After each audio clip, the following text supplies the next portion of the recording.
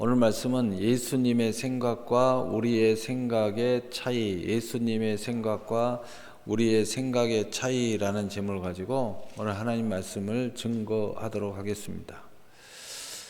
이제 성탄절이 많이 다가온 것 같아요. 이미 성탄절이 시작됐습니다. 우리가 이 서신을 보고 SNS 보니까 전부 다 메리 크리스마스, 해피 크리스마스, 또 벌써 해피 뉴얼, 그러니까 뭐 이런 인사가 그냥 계속 오고 가고 합니다. 저도 메시지 보낼 때마다 마지막에 메리 크리스마스 이렇게 보냅니다. 그래서 이 성탄절을 준비하는 많은 사람들, 또 성탄절을 맞이하는 많은 사람들이 있는데, 이 그리스도인과 이 세상 사람들의 차이가 굉장히 큰 것 같습니다. 우리 세상의 연인들은 성탄절에 많은 이 계획을 짜죠. 그런데 이 성탄절은 말 그대로 메리 크리스마스, 크리스마스, 주님의 탄신을 기념하는 것을 즐거워해라. 우리는 예수님을 말미암아 예수님이 우리의 즐거움입니다. 또 해피 크리스마스 그러면 행복입니다. 이것을 우리가 계속 외치잖아요. 근데 우리는 그 근본이 신앙에 있고 구원에 있고 또 그 안에 하나님의 은혜에 있는 거죠. 근데 세상 사람들은 성탄절날 놀려고 노는 기쁨으로 아주 그냥 계획을 짜고, 또 그때 뭐 여행을 가고, 또 그때 뭐 특별한 만남을 이루고, 이런 놀라운 생각들을 많이 하고 있어요.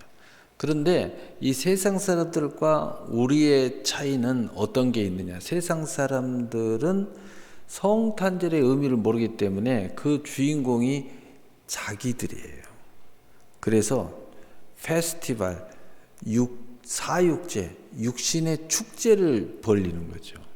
그러나 우리는 이 성탄절의 주인공이 예수님입니다. 그래서 우리는 모든 계획과 또 성탄절을 준비하고 맞이하는 것이 예수님 중심이에요. 예수님 중심으로 우리는 이 성탄절을 준비하고 맞이합니다. 너무 생각이 달라요. 그래서 캐롤송이 나와도 막 즐겁게 이게 부르는 그 마음의 중심이 다릅니다. 그런 것처럼 오늘 예수님의 생각과 우리의 생각에도 굉장히 차이가 있을 수 있습니다. 오늘 예수님과 제자들 사이에 그 생각의 차이가 얼마나 큰지.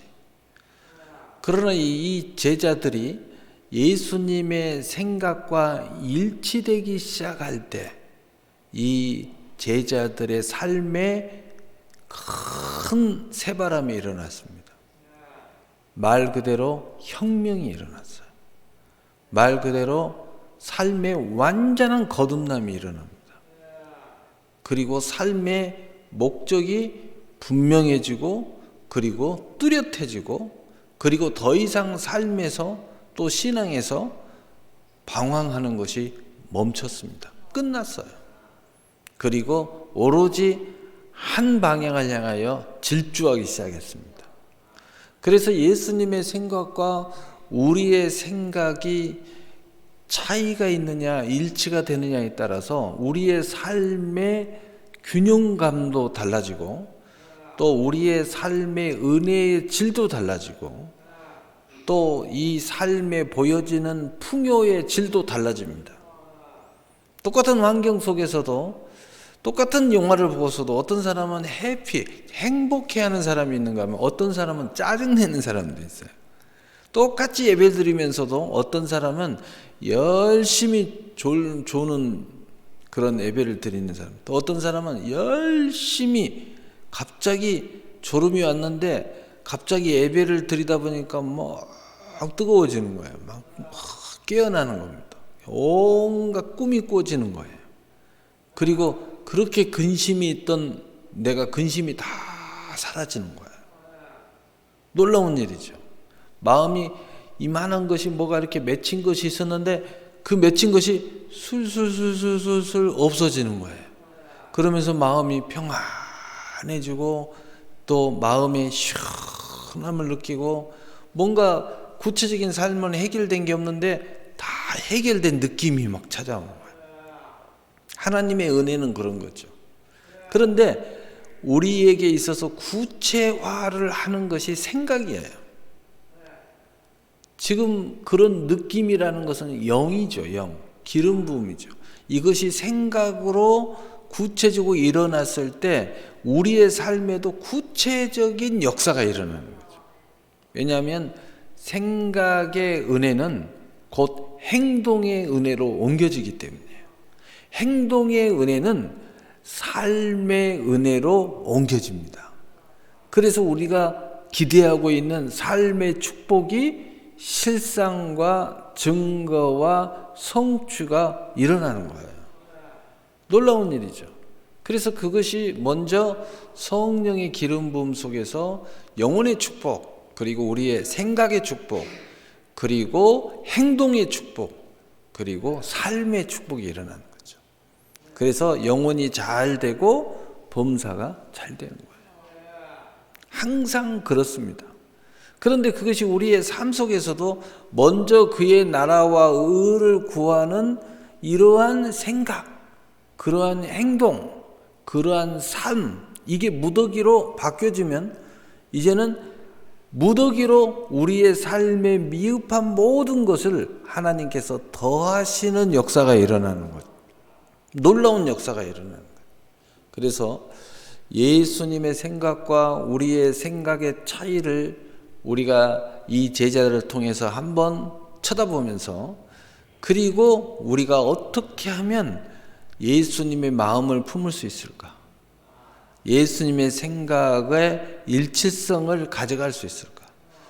우리가 예수님을 쫓아간다는 것, 예수님을 믿는다는 것, 예수님과 동행한다는 것은 바로 우리의 생각의 일치성을 자꾸 가져가는 거예요. 그럴수록 어떤 일이 벌어집니까?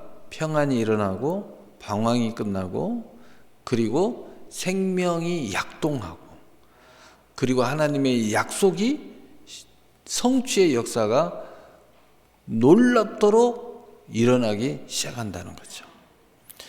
우리 모두가 이런 기적을 바랄 때가 많습니다.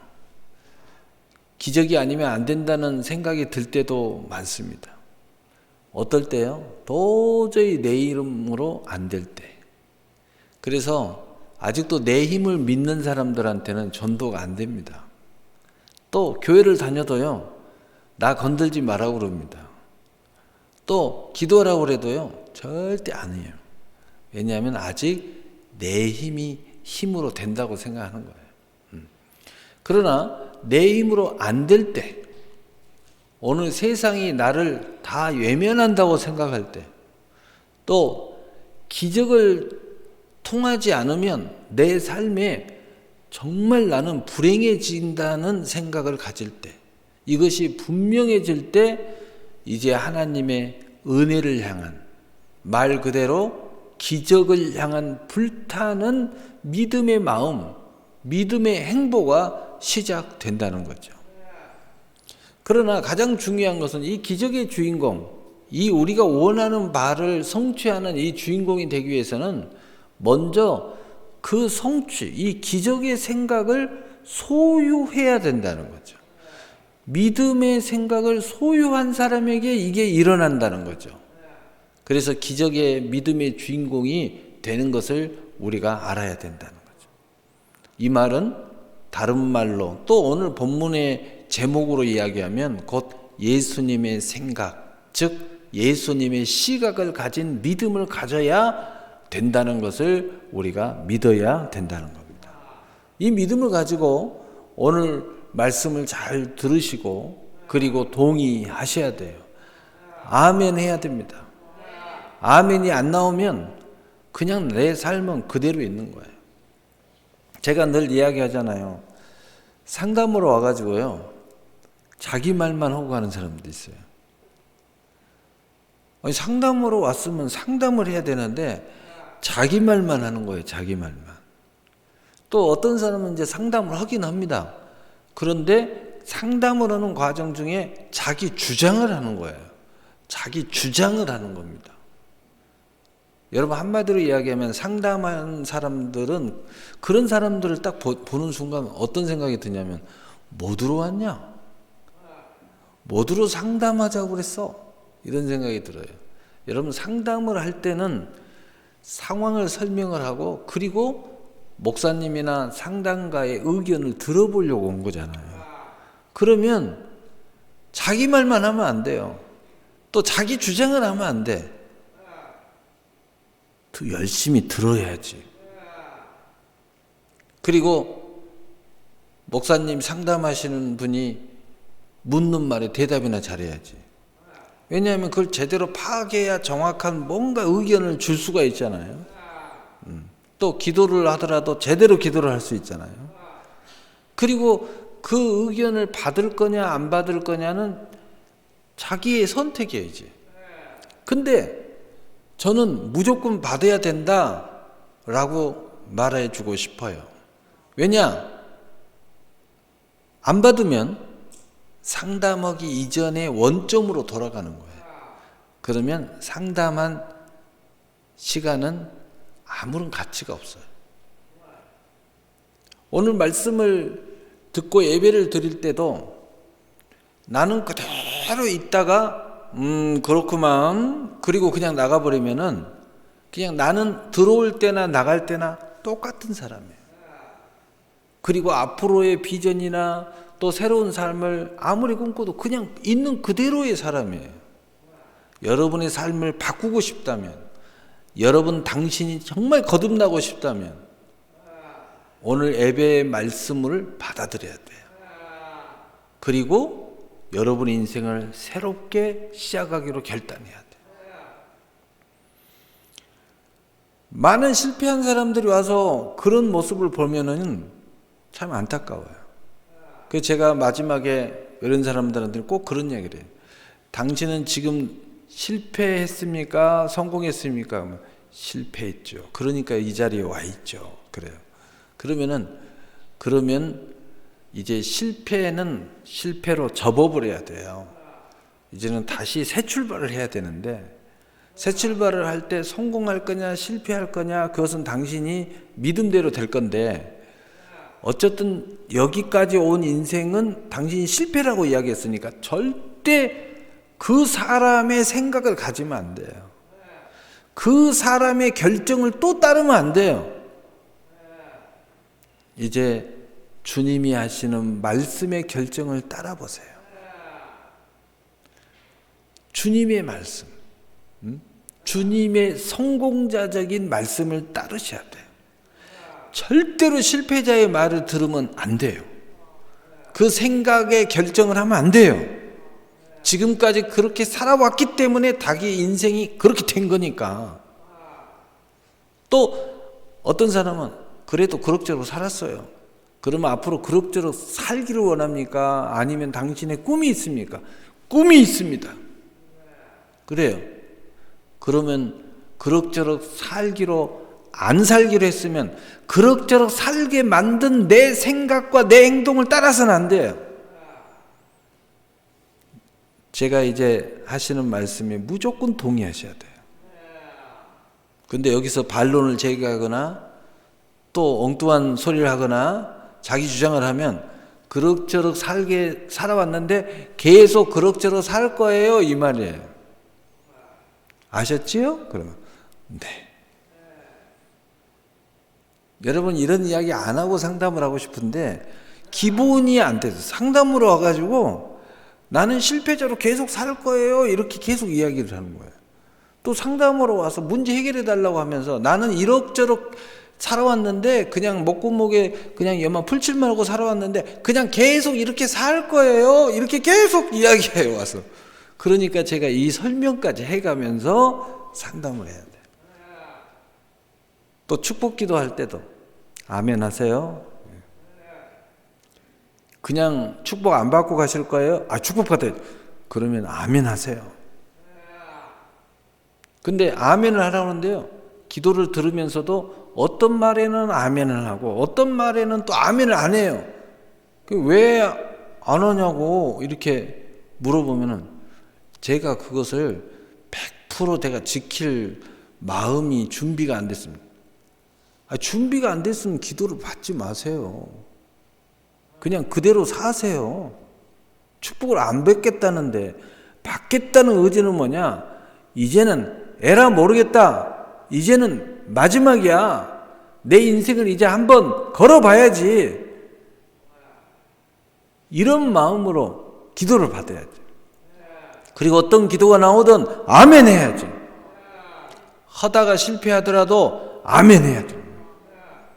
내가 못할 것 같아도 주여 도와주시옵소서 하고 아멘 해야지.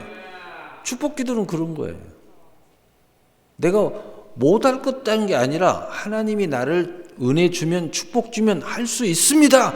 그러니 제발 축복해 주세요. 아니 지금 내 수준으로 지금 이야기하고 하나님하고 이렇게 하려고 하면 뭐하게 축복 기도를 와요. 축복 기도는 뭐냐? 내 상태는 영 아닌데 하나님이 축복을 해주시면 상태가 좀 좋아지고 좀 달라지고 좀 뭔가 기적이 일어나서 원래 나는 안 되는데 하나님의 축복을 받으면 되는 사람. 이걸 기대하고 받는 거예요. 이게 좀 차원이 다른 거예요. 상담과 축복 기도는 이런 차원이 좀 다른 거예요. 그래서 여러분 주의 종이 축복 기도하면 아멘 하셔야 돼요. 지금 여러분 상태에 가지고 자꾸 콩닥콩닥 하면은 그건 상담의 수준에서 벗어나지를 못했어요. 여러분 여기서 더 나가는 게 뭐냐? 은혜예요, 은혜. 오늘 은혜 받겠다고 했으면 모든 걸 내려놔 버려야 돼요. 은혜면 다 할 수 있다. 또 내가 변화가 안 돼도 할 수 있다. 심지어는 내가 실수투성이어도 된다. 은혜는 모든 걸 초월해 버리는 거예요. 율법도 초월하고 나의 연약함도 초월하고 심지어는 나의 모자람도 초월하고 모든 걸 다 초월하는 게 은혜예요. 은혜. 여러분 어떤 걸 붙잡으실 거예요? 오늘 꼭 붙잡고 오늘 이 예수님의 생각을 깊이 마음 안에 받아들이는 여러분이 되시기를 바랍니다. 그래서 오늘 본문은 주님의 생각과 제자들의 생각의 차이가 얼마나 다른지를 보여주고 있고 이 다름을 통하여 우리의 모습을 바라보고 여러분의 기적, 이 기적에 여러분은 상담해서 방법을 받으려면 상담 정도, 축복을 받으려면 축복기도 받을 때처럼 아멘. 은혜의 사람으로 참여하기를 원하면 무조건 생각도 이 순간에 바꾸면서 아멘하고 꿈을 꿔야 돼요. 그런 기적의 통로를 열어보시기를 예수님의 이름으로 축복합니다. 여러분 항상 이 기적의 생각을 소유하셔서 이 기적을 준비하는 믿음의 성도가 되시기를 예수님의 이름으로 축복합니다. 아멘. 먼저 예수님의 명령에는 예수님의 계획이 있습니다. 여러분 하나님의 메시지에는 하나님의 계획이 있어요. 계획에는 여호와의 일에 여호와의 모든 기적, 여호와의 은혜 모든 게 함께 동행하는 거예요. 그래서 여러분 항상 뭔가 내게 올 때는 여기에는 하나님 계획이 있어. 이 생각을 딱 하셔야 돼요. 그러면 모든 게 극복이 됩니다. 두려움도 극복이 되고 여러분의 연약함, 모자람 다 극복이 돼요. 왜? 하나님 다 계획을 가지고 계시는 거예요. 이 말에는 뭐예요? 하나님이 책임지겠다는 거죠. 이걸 꼭 아셔야 돼요. 요한복음 14장 22절 23절에 예수께서 즉시 제자들을 제쳐가사 자기가 무리를 보내는 동안에 배를 타고 앞서 건너편으로 가게 하시고 무리를 보내신 후에 기도하러 따로 산에 올라가시니라. 점을 매 거기 혼자 계시더니 아멘. 즉시 제자들을 제쳐가서 자기가 무리를 보내는 동안에 배를 타고 앞서 건너편으로 가게 하셨습니다. 여러분 예수님은 하나님 본체이십니다. 모든 걸 다 아십니다. 어떤 일이 일어날지 또 거기에 대해서 어떻게 대처할지 예수님이 하라 하시면 순종할 때 늘 생각하셔야 됩니다. 다 하나님은 계획이 있어. 내가 계획을 짜지만 하나님이 계획이 있어. 무리를 보내신 후에 저물 때 산에 홀로 기도하셨습니다. 과연 이 제자들이 순종을 하면서 무슨 생각을 했을까요? 대개 예수님, 여러분 서로 생각이 다르면 행동을 하지 않습니다. 대개 누구 말도 안 들어요. 이 제자들이 생각이 다르면서도 순종을 했어요. 참 특이한 거예요. 대개 그런 사람들은 그래도 이분의 말씀이, 이 예수님의 말씀이 그래도 많이 옳았지, 이런 생각을 갖는 거죠. 그러나 믿음과 그런 생각의 차이는 좀 다른 거예요. 믿는 것과 생각의 차이는 다르. 여러분도 뭘 할 때 그래도 저분의 말이 옳지, 이 정도의 생각을 하는 사람들은 그래도 같이 하고 따르면서도 내 생각은 따로 하고 있어요. 예수님의 제자들도 마찬가지입니다. 아직까지는 믿음이 없는 거죠. 믿는 것과 그냥 내가 이론적으로 이해하고 동의하고 따르는 것은 좀 차이가 있어요. 믿음은 모든 걸 초월해버려요. 이론으로도 이해가 안 된 것도 넘어갈 수 있어요. 근데 이 생각은, 논리는 분명하지 않으면 오케이가 안 들어와요. 그리고 이 생각과 논리는 계속해서 확인하고 싶어 해요. 계속해서 확인이 안 되면 언제든지 돌아서요. 그러나 믿음은 확인이 안 돼도 돌아서지 않습니다.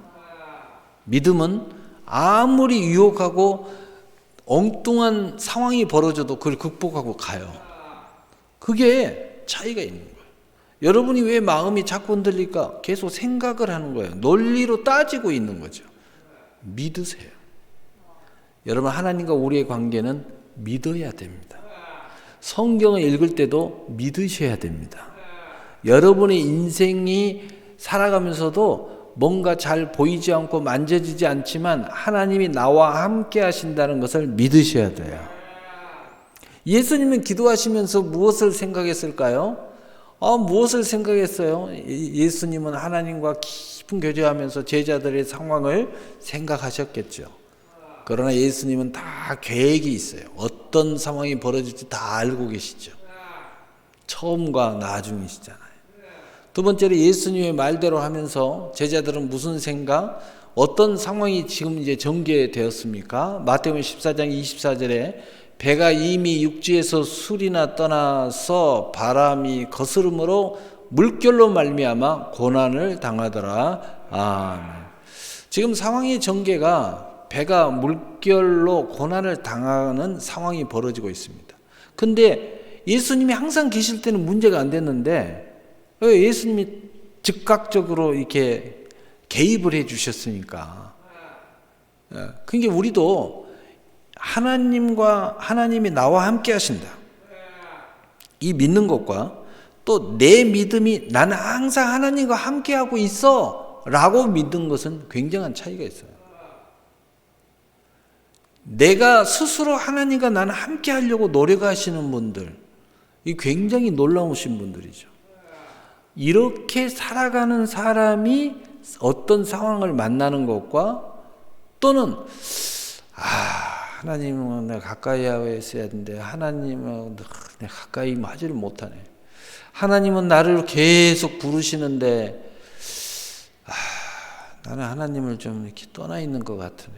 이런 사람이 어떤 파국적 상황이 벌어지면요, 굉장히 다른 상황이 벌어지는 거죠.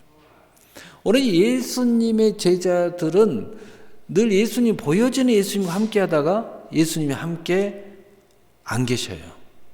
이때 제자들은 어떤 생각을 하고 있었을까요? 마태복음 14장 26절에 제자들이 그가 바다 위에 걸어오심을 보고 놀라 유령이라 하며 무서워하며 소리 지르거늘.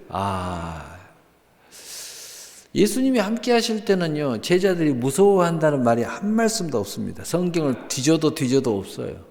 그리고 막 소리 지르면서 막 주야 살려달라고 이런 장면이 딱 한 장면 나옵니다. 베드로가 물속에 들어가면서.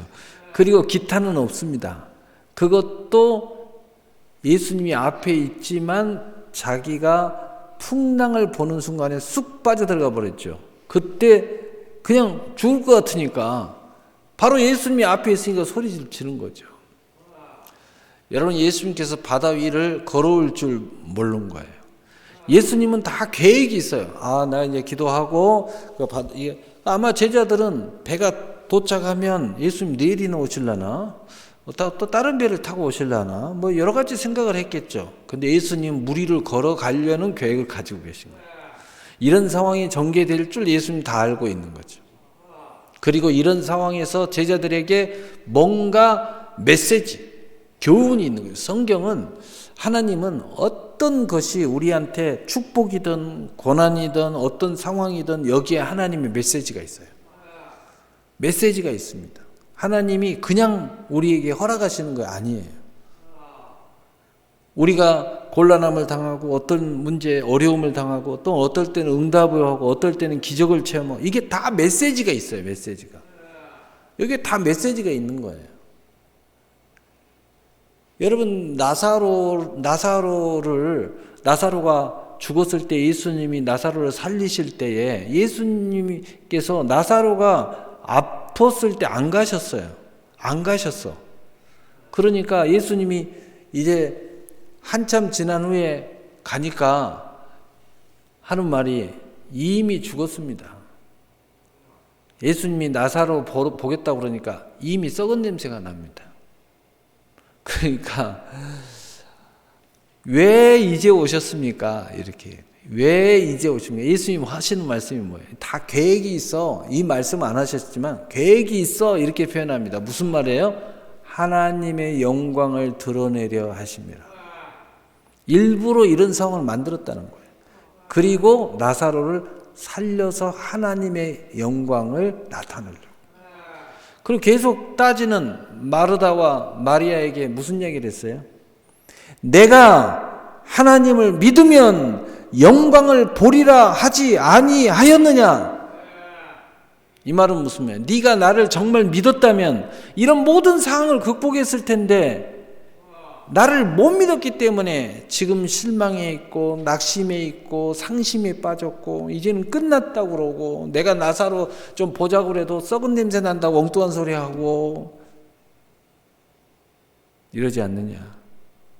그 소리를 듣더니 정신이 번쩍 나가지고 돌문을 열고 나사로 이 썩은 냄새가 나는 무덤을 엽니다.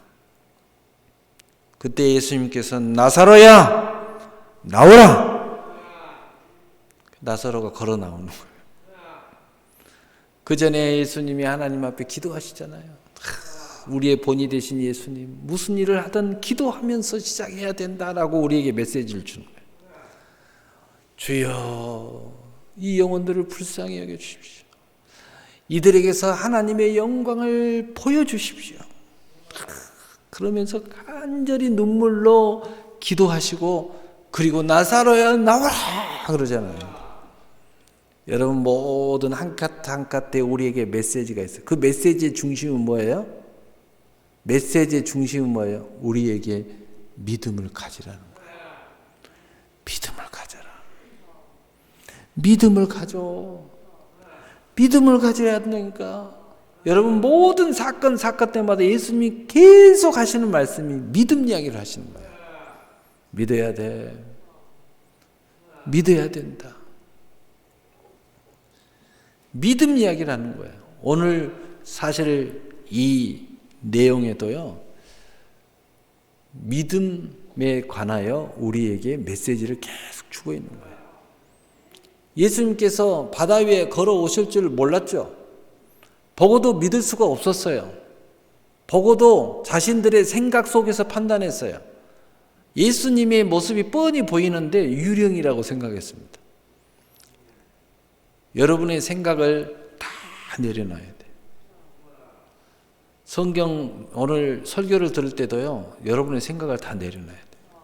설교 끝나고 제가 옛날에는 가끔 물어봤잖아요. 물어보면요, 정말 제가 설교하지 않는 이야기를 해요. 전혀 하지 않는 이야기를 해요. 또 어떤 사람은, 목사님, 오늘 같은 설교를 진작에 했어야죠. 왜 이제야 하십니까? 제가 오늘 이 메시지를 듣고 내 문제가 해결을 받았습니다. 그래서 제가 그랬죠. 진작에 졸지 말고 들으시지 그랬어요. 왜 오늘에야 졸지 않고 믿음으로 들으셨습니까? 제가 이 메시지는 매년마다 했습니다. 여러분 아시는 분은 아실 거예요. 거의 메시지가 1년에 한 번씩 돌아가지만 조금씩 보충하기도 하고 빼기도 하고 또 아예 빼기도 하고 또 전혀 새로운 설교를 하기도 하지만, 왜냐하면은 여러분 절기가 계속 돌아가니까 그 절기에 맞는 설교가 계속 나오는 거죠.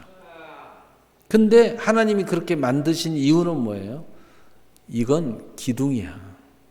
계속 기둥은 제대로 관리해야 돼. 그래서 집이 무너지지 않아야 돼. 우리의 믿음이 무너지면 안 되니까. 그래서 믿음은 들음에서 나며 그리스도의 말씀으로 말미암으니라. 예수님의 생각은 전혀 달랐어요. 기적의 생각이 없었습니다. 이들은 예수님이 무리를 거르리라는 상상도 못했어요. 그래도 제정신이 바뀌었다면 예수님이 어떻게 무리로 걸어오지? 이렇게라도 생각했어야 되는데 뭐야? 기적이네? 예수님이 지금까지 보지도 못한 걸 행하시네? 이러면서 기쁨으로 주님 이렇게 불러줘야 되는데 자기 생각을 하니까 유령이야 이렇게 생각을 해요. 유령이야 이렇게 생각하는 거예요. 왜? 절대로 그럴 일이 없다는 거죠. 자기 기준으로 생각하는 거예요. 자기 기준으로 생각하는 거예요. 우리 아동센터에서 그 음식을 만드신 분들이 갑자기 막 호하하하 막 무서워요. 갑자기. 그럼 얼른 왜 이렇게 시끄럽게 하세요? 애들 공부하는데 조용히 하세요. 그러니까 아니요 목사님, 제가 이야기를 했는데요, 이분은 딴 이야기를 하고 있어요. 그게 왜 그러냐고 그러니까 이 말한 거 아니야? 바로 앞에서 이야기하는데 다른 이야기로 듣고 다른 이야기를 하는 거예요. 그게 몇 번 왔다 갔다 하니까 서로 듣고 우하하하 웃었다는 거예요. 귀가 잘 안 들리냐면 귀 잘 들린다는 거예요. 딴 생각을 하니까 딴 이야기로 듣는 거예요. 딴 이야기로. 다른 이야기로 듣는 거예요. 가끔 우리 한 목사하고도요, 저는 지금 어떤 성도를 생각하면서 이야기를 하는데 우리 한 목사님은 저기 웰빙 성도를 생각하면서 이야기를 해요. 한참 이야기하다 보니까 번지수가 잘못됐네. 그러면 우리 옆에 이영지 목사가 아빠는 이야기했고요, 엄마는 이야기했어요. 그래요. 여러분 일치성을 가져야 됩니다. 그래야 놀라운 일이 일어나요. 우리는 너무 이걸 일치를 못하는 거예요. 그래서 우리가 말씀을 들을 때나 하나님 성경을 볼 때나 우리의 생각 속에서 항상 주님의 계획을 생각하셔야 돼요. 그래야 일치성을 가질 수가 있어요. 그래서 예수님이 어떤 분인 줄 몰랐고 그 예수님이 어떤 분을 알고 믿었다면 그걸 받아들였을 텐데 몰랐기 때문에 이런 생각이에요.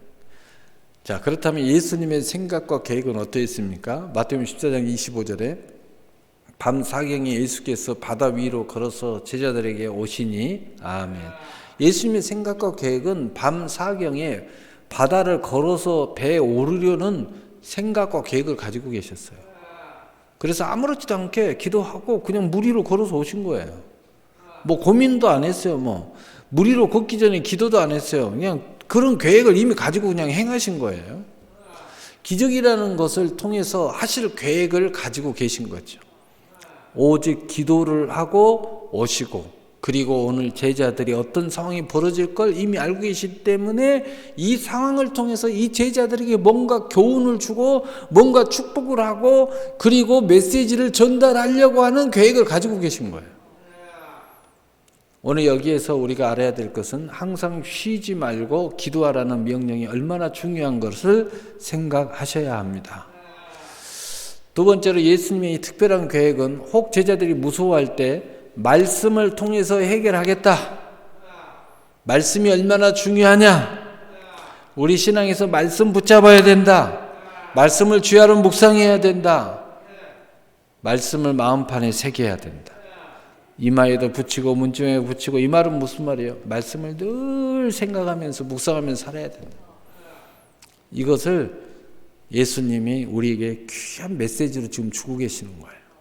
그래서 마태복음 14장 27절에 예수께서 즉시 이르시되 안심하라 나니 두려워 말라 라고 말씀을 하시는 거예요. 말씀을 붙잡는다는 것이 얼마나 중요한지 알거나 믿어야 합니다. 그래서 예수님께서 요한복음 15장 7절에 너희가 내 안에 거하고 내 말이 너희 안에 거하면 너희가 무엇이든지 원하는 대로 구하라 그리하면 이루리라. 이 말씀을 붙잡은 사람 한 사람이 등장했어요. 다 두려워 떨고 있는데 베드로가 예수의 말씀을 붙잡았어요. 붙잡는다는 건 뭐예요? 귀로 들었다는 거예요. 그리고 그것을 받아들였다는 거죠. 그리고 믿었다는 거예요. 믿음으로 행했다는 거죠. 그래서 마태복음 14장 28절 29절에 베드로가 대답하여 이르되 주여 만일 주님이시거든 나를 명하사 물 위로 오라 하소서 하니 오라 하시니 베드로가 배에서 내려 물 위로 걸어서 예수께로 가되 말씀을 붙잡은 베드로는 주님의 음성을 듣기 시작한 겁니다. 듣기 시작했고 주님의 말씀을 의지하니까 이제 자기의 생각과 자기 행동이 믿음으로 생각하고 믿음으로 행하려고 하는 의지가 생기는 거예요. 여러분 그래서 주님 말씀을 듣는 게 중요해요. 주님 말씀을 붙잡는 게 중요합니다. 그러면 엉뚱한 생각을 했던 내가 이제 말씀으로 인한 생각을 하는 거예요. 말씀으로 인한 행동을 하기 시작하는 거예요. 베드로가 그랬잖아요. 주님이 나도 오라 하소서. 오라. 그러니까 그 말씀을 꽉 붙잡고 물 위를 걸을 수 있는 믿음이 생긴 거예요. 그런데 그 말씀 붙잡고 걸어갈 때는 아무 문제 없이 걸어갔는데 이 베드로가 갑자기 이렇게 바람이 부는 풍랑이 일면서 이 물결이 베드로의 얼굴을 살짝 쳤어요. 그 순간에 주님을 쳐다봐야 되는데 바다를 본 거예요. 그 순간에 무서움을 느낄 순간, 두려움을 느끼는 순간, 그 순간에 믿음의 의심이 들어가는 거예요.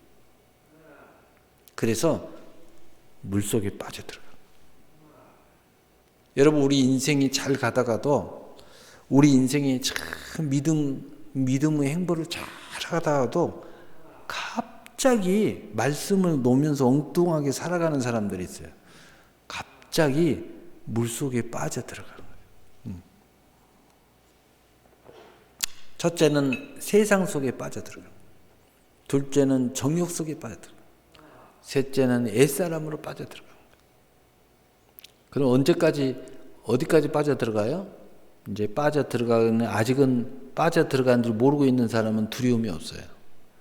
그런데 계속 빠져들어가는 순간 어느 순간에 삶에 두려움이 걱정, 근심, 심지어는 목숨의 위협까지 느껴지는 상황이 벌어져요. 그제서야 오늘 베드로처럼 다시 주님을 쳐다보는 거예요.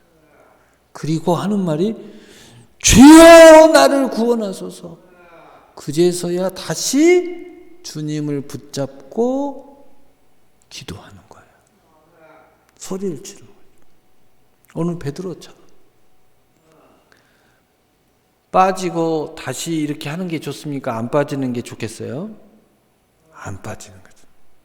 그래서 성경에 이런 말이 있어요. 의인은 믿음으로 말미암아 살리라. 이렇게 하시면서 내가 뒤로 물러서는 자를 내가 기뻐하지 아니하리라.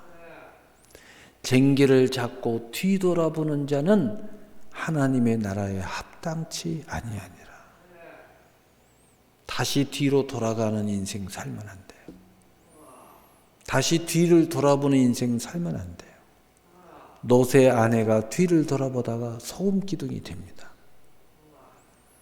절대 천사가 말합니다. 쳐다보지 마라. 소돔과 고모라 성을 다시는 쳐다보지 말고 앞만 보고 가라. 그래야 구원을 받는다. 앞만 보고 간 롯과 두 딸만 구원을 받아요. 마누라는 뭐가 아쉬웠는지 뒤를 보다가 그만 소금 기둥이 돼버려요. 그리고 아예 사로잡힌 사위들은 따라오지 않습니다. 그래서 소돔과 고모라 성에서 함께 멸망을 당하는 거예요. 나중에라도 주님 바라보고 따라 나서야 됩니다. 혹 우리 인생이 실수하고 혹 우리 인생이 다시 물 속에 빠져도 주님 쳐다봐야 돼요. 그리고 주님 나를 구원하셨어. 왜 그래야 돼요? 왜 그러면 우리를 살려줘요? 어떤 사람은 그래요. 아유, 목사님, 제가 너무 죄가 많았어요. 내가 너무 배신을 자주 때려가지고요. 주님, 저를 용서하지 않을 것 같아요. 여러분, 예수님을 알아도 몰라도 그렇게 모르십니까? 하나님은요, 여러분이 골백번 배신을 때려도 주님 바라보고 주여 나를 구원하소서 하면 구원해 주십니다. 하나님의 이 측량할 수 없는 사랑을 아직도 모르십니까? 여러분, 하기사 몰랐으니까 또 그렇게 배신을 때렸지. 알았으면 다시는 배신을 안 때리죠. 진짜 하나님의 사랑을 알고 그 은혜가 그냥 넘치면 어떻게 내가 다시 등을 돌립니까? 그럴 수가 없죠. 여러분이 진짜 사랑을 만나는데 어떻게 그 사랑을 버릴 수가 있습니까? 여러분이 제대로 사랑을 못 만났으니까 또 새로운 사랑이 있는 줄 알고 여기저기 찾는 거죠. 진짜 사랑을 만나면 버릴 수가 없죠. 다른 사랑을 찾을 이유가 없죠. 언제나 기적의 시작도 과정도 결과도 오직 주님을 바라보아야 한다는 거예요. 마태복음 14장 30절에 바람을 보고 무서워 빠져가는지라 소리질러 이르되 주여 나를 구원하소서 하니 아멘. 그러나 또한 물에 빠져갈 때 주님을 바라보며 소리친 베드로, 응답도 축복도 환난도 기도가 얼마나 중요한지를 보여줍니다. 여러분, 하나님을 정말 바로 안다면 어떤 상황이어도 여러분, 하나님은 여러분이 하나님을 다시 바라보시고 기도하면 하나님이 여러분을 다시 회복시켜 주십니다. 그래서 측량할 길이 없는 거예요. 하나님 사랑은. 하나님의 영성은 끝이 없어요. 언제 끝나요? 하나님이 나를 얼마나 사랑하는지 진짜 알 때 이제 그 반복된 삶이 멈춰요. 하나님의 용서가 얼마나 깊은지 그것을 깊이 뼈저리게 알 때 이제 나의 반복된 이 회개가 서서히 멈추기 시작하는 거예요. 이제 새로운 차원으로 가기 시작하는 거죠. 이 예수님의 생각과 계획은 기적을 통해서 일하시는 것이었습니다. 오늘 이 베드로에게 정말 많은 메시지를 던져주고 계십니다. 오늘 제자들에게도 마찬가지죠. 우리에게도 마찬가지죠. 이 제자들과 동행하시고 또 그 동행으로 이 고난이 해결되는 역사가 있습니다. 언제나 우리 주님은 우리와 함께 동행하시기를 원하시는 것을 믿으시기를 바랍니다. 그래서 내가 문 밖에서 문을 두드리니 내가 마음을 열면 내가 들어가서 너는 나로 더불어서 먹고 마시고 나는 너도 더불어서 먹고 마시우리라 라고 우리 주님이 말씀하고 계시잖아요.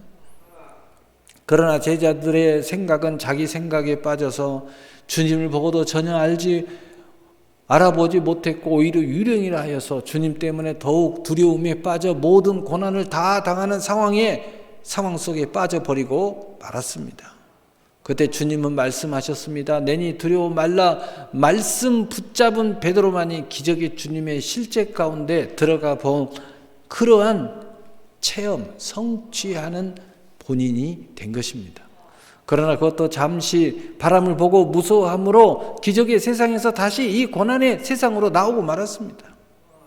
요한복음 15장 5절에 나는 포도나무여 너희는 가지라. 그가 내 안에 내가 그 안에 거하면 사람이 열매를 많이 맺나니 나를 떠나서는 너희가 아무것도 할 수 없습니다. 우리는 잠시라도 주님을 떠나면 안 돼요. 잠시라도 주님께 멀어지면 안 됩니다. 이런 고난이 우리를 기다리고 있어요. 지금 내 영혼은 고난을 당하는데도 내 이 정신은 그걸 몰라요. 내 육신은 아직 몰라요.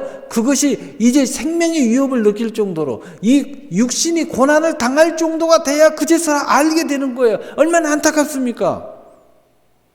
영적인 목마름만 올 때도 느껴야 되는데, 영이 막 아우성을 칠 때 느껴야 되는데, 그러면 내 삶에는 아무 변함없이 다시 회복할 수 있는데, 내 마음에 고난 당하지 않고 회복할 수 있어요. 근심, 염려, 두려움에 빠지지 않고 얼마든지 회복할 수 있어요. 그런데 우리 인간이라는 게 내 마음에 고통이 찾아와야 돼. 내 육신에 고난이 찾아와요. 그래서야 깨닫는 거예요. 그리고 이 고개를 주님께 돌리는 거다. 여러분, 주님의 생각을 가지시기를 바랍니다. 주님의 생각과 계획의 약속을 붙잡고 나가면 기적의 주인님이 달려오고 그 기적의 주인공이 되어 삶에서 기적의 간증이 되게 될 것입니다. 마지막으로 언제나 우리를 붙잡으시는 은혜를 베푸시는 주님, 이 넘치는 사랑을 우리가 만나야 돼요. 이것이 내 마음 안에 깊이 자리를 잡아야 돼요. 그래야 다시 뒤로 물러가지 않습니다. 다시 바다에 빠지지 않습니다.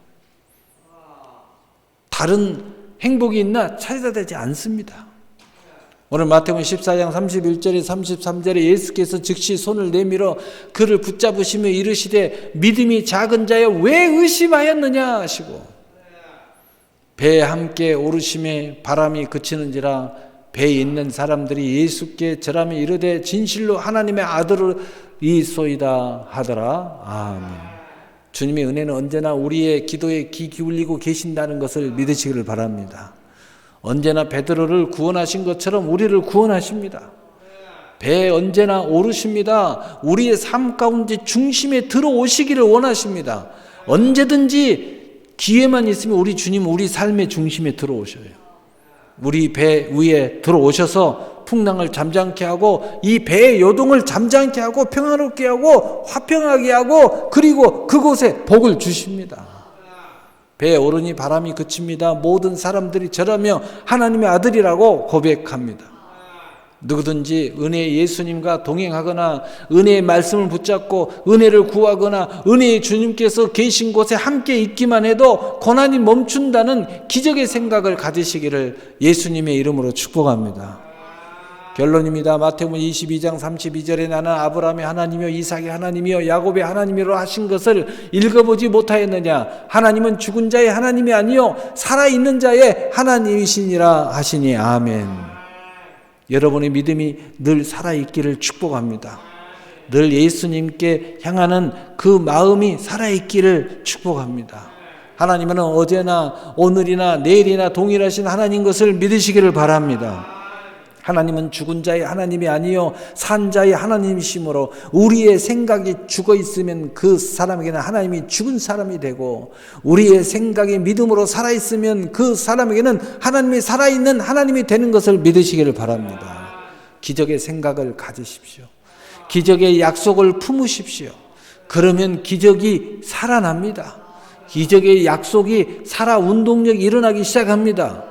기적의 주님께서 언제나 함께 하신 것처럼 기적의 은혜를 베푸실 것이며 그 기적의 축복이 바로 여러분이 될 것입니다. 여러분의 것이 될 거예요. 사랑하는 성도 여러분, 바로 여러분이 이 기적의 축복의 주인공이 되시기를 우리 주 예수 그리스도의 이름으로 축복합니다. 축복합니다. 아멘. 사랑의